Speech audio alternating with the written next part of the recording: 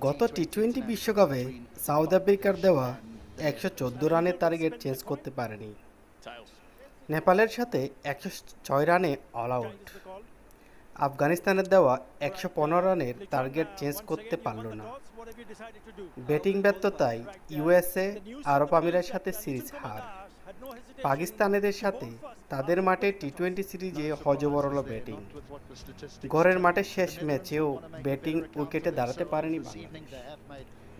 এত ব্যর্থতার পরও ক্যাপ্টেন ম্যানেজমেন্ট নেদারল্যান্ডের সাথে আগে ব্যাটিং করার সাহস দেখাতে পারল না।